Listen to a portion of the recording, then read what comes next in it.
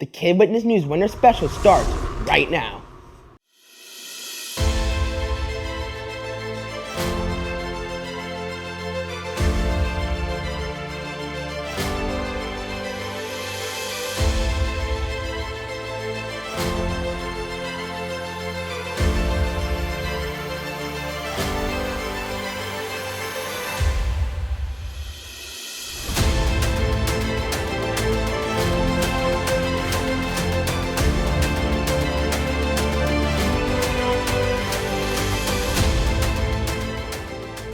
Hi everyone, welcome back to yet another edition of Weehawken High School's KWN News. We have a great show for you today. Let's continue with our celebration of the 40 years of the KWN News. It has been an amazing journey and so many great students have come through in this program. Many of them have gone on to have families of their own and become valuable members of the community. Some have even pursued careers in education. One person in particular who was a founding member of the original KWN News later went on to become the Weehawken High School principal. When we come back, we'll have a one-on-one sit-down interview with the man himself.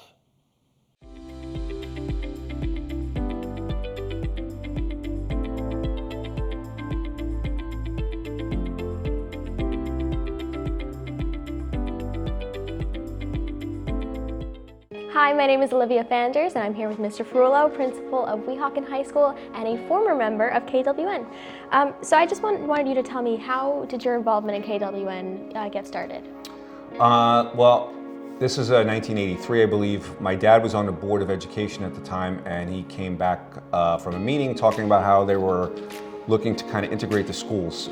Segregation was a big issue back then, and they had come up with this as one of the ideas as a way to kind of have the kids from Webster School, Wilson School, and Roosevelt School kind of work together. You know, being a kid, being on TV was a great thing to me. I thought it was a really fun idea. So I was really intrigued from the beginning. So, you know, it was kind of, you had me at hello. And so over the years that you were in it and then after that, how do you think that KWN evolved? You know, it's funny, you know, seeing all this equipment and all the high-tech stuff you have, you know, green screen, all that's just amazing. You know, we started off in like a little room, you know, with some heavy handheld cameras that were really heavy. Our segments were really long, you know, the piece I did was probably felt like it was hours. It was probably a 10-minute interview. So it's become more news-oriented, as back then it was kind of like we were figuring out. So it's really evolved into a solid news piece. You know, when I watch what you guys do, it's just always so impressive. You know, it's like watching real news, and that was always the point, to make it like real news, and it is. You guys do great pieces. You know, it's not a lot of fluff, and you know, you ask real questions, and you're out there doing the work and the legwork. So it's really evolved into something what it was originally intended to be. I can't even imagine holding those cameras because I struggle with the cameras we have now. So They're very heavy. Carrying that around graduation is not the most fun thing in the world. What do you think was some of the most memorable moments of your time in KWN? You know, it was exciting, you know, because really, you know, when you lived, I was a Webster kid, so when you lived on that side of town, you really didn't venture over to the other side of town often. It was, you had your own neighborhood, you had your own playground, so you kind of stuck to your own friends. So you had heard about these other kids, but there was no cell phones, like, you know, you didn't have access to what they looked like, you just knew of them. So when you first sat down with them, it was kind of weird. You know, it wasn't like a rivalry, but it was, you know, it's the Webster kids are here, and it was exciting, but yet it was odd. So you got to intermingle with them and get to know them, and you know, it was fun, you know, to get to meet kids from other schools who were in your town, because again, back then the world was kind of a lot bigger but smaller. So it was definitely fun. That was exciting, meeting the kids from other schools. Working with Mr. Hammer, Mr. Carmelango, you know, learning about this stuff, you know, with the idea that it could become a job, you know, being on TV, you know, it was flashed on a cable network, I believe, back then. So, you know, the idea that you could be on TV in 1983 was a big deal. Now it seems like anybody could be on TV, but back then it was a big deal. How do you think that, I guess, sort of the creation of KWN created a bond between, I guess, Webster kids and Roosevelt kids? Well, once we started working together, you know, you were no longer, you know, a Webster kid or a Roosevelt kid or a Wilson kid, you were just a KWN kid. And it was work, you know, you had to do work. So it wasn't just like you'd sit there and chit chat about what was going on in your neighborhood. You know, you had to get going and get with it. And so once you started working with him, you kind of forgot all that stuff, and you just got together and you look forward. I think it was like once a week, every Saturday, we'd get together and we'd do stuff, and you know, it was fun. You know, it was really fun because you had this opportunity that you normally didn't have. That's really nice. What do you think, what advice would you give to current KWN members or just high school students in general? Of KWN, you know, like this is a field where you can really have yourself a great opportunity to become a professional in it. You know, like you have great experience now having done all this, and you know, I could definitely seeing it translating into something further for your future, your profession, if that's what you decide. So my advice would be definitely take advantage of everything that you have here. You know, you have a great teacher in Mr. Flores who's got a lifetime of experience professionally with it, and you know, he's a great asset to kind of guide you in a way where you can be successful. And for any students, you know, any opportunity that you have to learn to improve what you can do and improve your opportunities outside of school, I say take advantage of. You know, there's always value in everything, no matter what it is, what experience, what adults. So there's always value in something that they're telling you. And I say, you know, make sure you listen and listen carefully. If they're telling you something that has that value, you know, it can be something that can be yours that will help you down the line. If that makes sense. Thank you. Yeah, thank you so much for that. Is there anything else you wanted to say to the Weehawken community, the KWN community? I'll keep making great videos, man. We really look forward to seeing them. Of course. Thank you so much. I'm here with Mr. Frulo, and we'll be back in a minute. Wow, who knew that Mr. Frulo was an original part of KWN? There's another great club here that's been making a name for itself. It is the Model UN. Don't know what that is? Stick around to find out.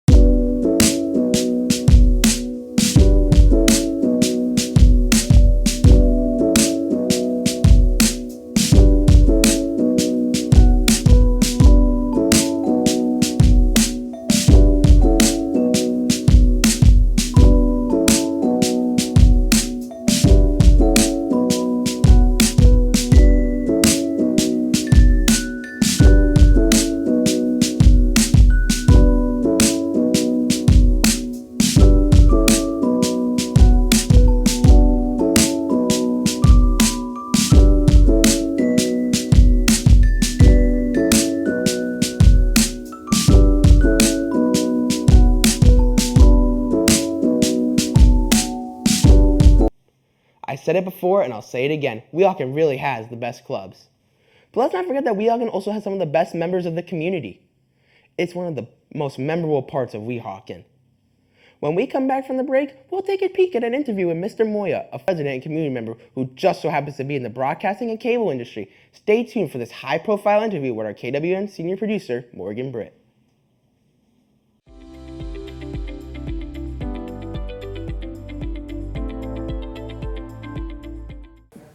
Good morning, Weehawken. Today we're here with our Weehawken resident, Mr. Cheyenne Moya. He's a financial account manager for CNBC Studios and is a part of the Weehawken community. Stay with us and check out his insights.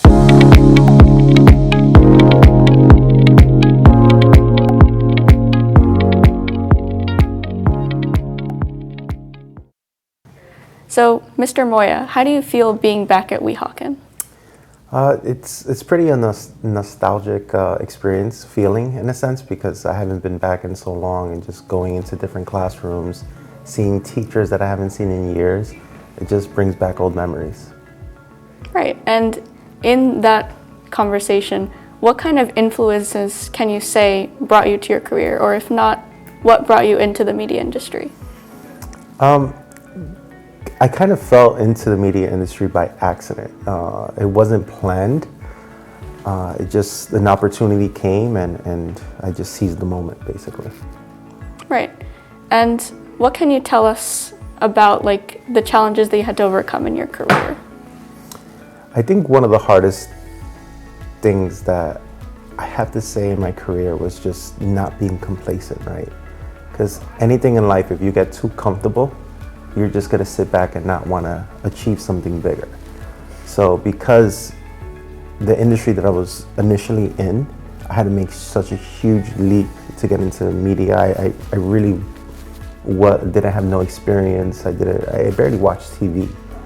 So by me just taking that leap into media, I had to go out of my comfort zone. And as soon as I was able to just say, hey, you know what, let me just embrace this change, I think that was the biggest obstacle I had to encounter. Right. And so since you've worked at so many networks, HBO, CNBC, and so many more, what can you say was different in each of your experiences? Oh, well, I worked initially for Cablevision. Cablevision got bought out by a company called Optimum. So I think in your cable providers, what it's called now is Altice now. So Cablevision was a very different type of company because I did sales. So it was very cutthroat, and they didn't basically care about their employees. They cared about what did you do for me today. They didn't care what you did in the past. They just focused on what you did for me today. So I really didn't feel too comfortable with that company. So I decided to leave and go into HBO. HBO was the first true media experience that I had because it was just out of this world. Like, they had a slogan that they used to tell all their employees, and basically by you working there, you almost believed it. And the slogan was, it's not TV, it's HBO. So when I remember first hearing that slogan, I was like, oh man, these guys, it's just like drinking the Kool-Aid, right? Like you get a little brainwashed in a sense, but I truly believe that if you work for a company and in order to be happy, you have to really believe in that company. So I had a phenomenal time. I never wanted to leave HBO, but NBC approached me with an offer I just couldn't refuse. And at NBC, it's very similar to HBO. It's very family focused. They pretty much respect your family to work ratio. And just like them, they have something called a symphony. And I loved their symphony mentality in the sense that it's NBC, which I work for, which has CNBC, MSNBC, USA, Sci-Fi, a whole bunch of different networks. And our parent company is called Comcast. But the symphony system is that we put all of our networks and all of our companies together to focus on a specific task at hand. So I kind of like that because I've always been a team player type of person. That's good. So you kind of moved from network to network to kind of see the benefits it had for you and like take risks in that way. Absolutely. Right. So you mentioned that you attended Weehawken. How would you say that your children had any had any influences from your career, or do you see them kind of not taking that path?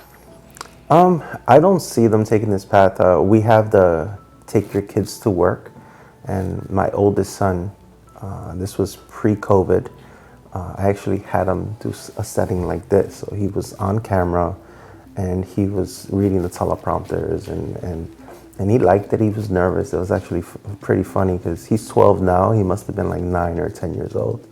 So, I haven't really pushed him into this field. I kind of want him to feel out what he wants to do first.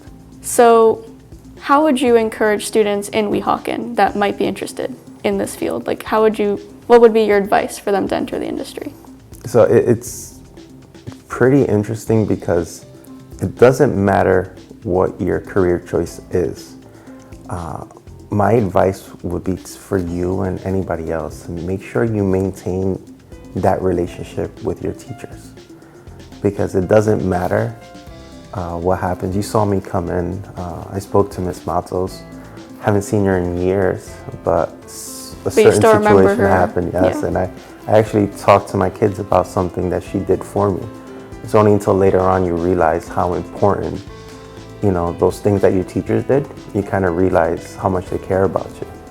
So just develop that relationship with your teachers because they're always going to be here to help you out. Right. So you would say that the relationships you have with many of the teachers that have gone to the school have definitely helped you? Yes, because networking is always key. They might know somebody who might know somebody else, and vice versa. It's like that chain, right? That link. Right, and also for recommendation letters, help Absolutely. with things in college. I'm sure that benefited you a lot. Absolutely. Yeah. Well, thank you so much for being here. This was fantastic, and I hope you have a great day. Thank you. You too. What a pleasure it is to see those insights from Mr. Moya in this interview. His story really works as a local inspiration. He knew every teacher and student in the school. But you know who else is an inspiration at Weehawken? Astrid Taffarello. For her fourth win of the drug awareness competition, Astrid directed a fantastic drug awareness video for the Weehawken Elks competition. It will blow your mind.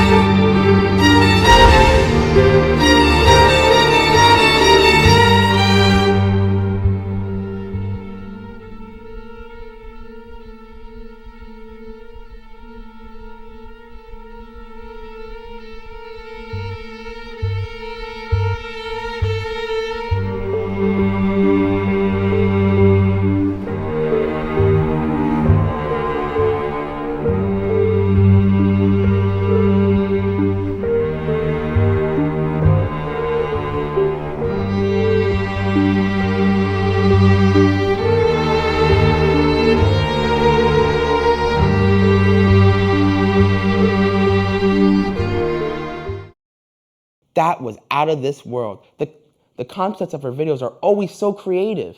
She knows the game and is destined for an Oscar one of these days. After a little commercial break, we'll go down memory lane for KWN. Stay tuned for a look back.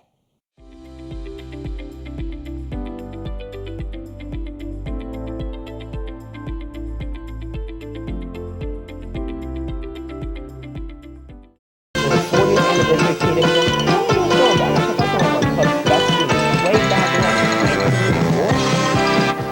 During July of this past summer, 12 members of the KWN team were asked to participate in the making of a commercial. Panasonic Corporation saw some of our Kid Witness news tapes and liked them so much that they wanted to make a nationwide commercial showing Weehawken 6th and 7th grade using their equipment. What a day it was. The day started early as producers, directors, sound technicians, camera people, and makeup specialists arrived at the Wilson School July 24th, but the KWN team members were ready for them. These students who participated were Casey Chu, Maria Preziosi, Roberto Spear, Fred Durand, Letitia Leticia Infante, Julio Ribbo, Fioli Diaz, Dawn Reed, Renee Machete, Sylvia Berea, Michael Fitzgerald. They taped us in our studios and on location, giving a report about pollution. The commercial should be ready in November, and we can't wait to see it. In return, Panasonic Corporation donated very sophisticated editing equipment to our KWN program. This has been installed in Wilson School. This year, the 8th grade students are using the equipment to edit our tapes. When the commercial is finished, you'll see it first here on Kit Witness News. This is Ada Govia reporting for Kit Witness News. Believe it myself. Suddenly I'm up on top of the world. It should have been somebody else. Believe it or not, I'm walking on air. I never thought I could feel so free. Flying away on a wing and a prayer. Who could it be? Believe it or not, it's just me.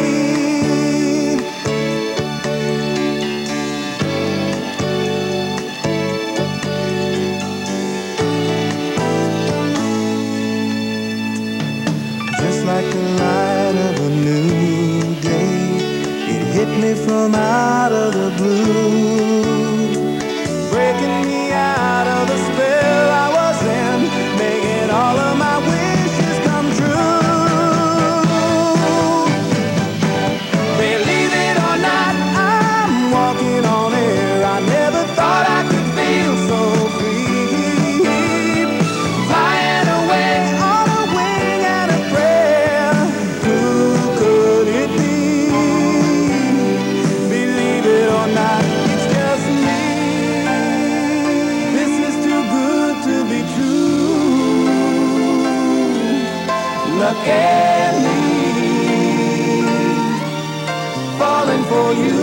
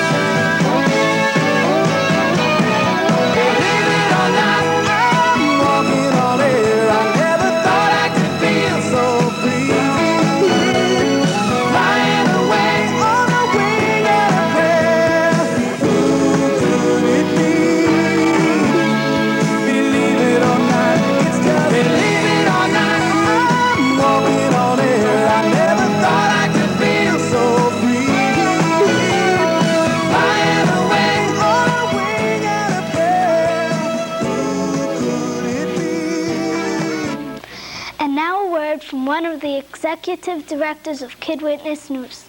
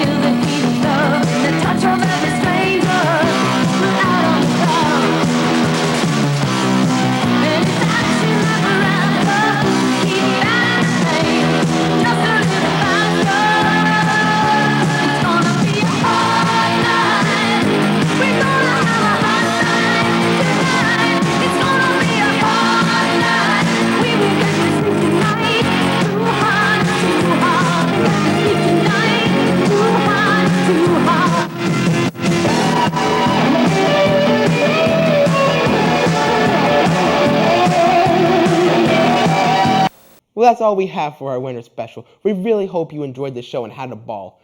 From everyone on the Weehawken High School KWN team, I'm Jacob Arroyo, and we'll see you next time.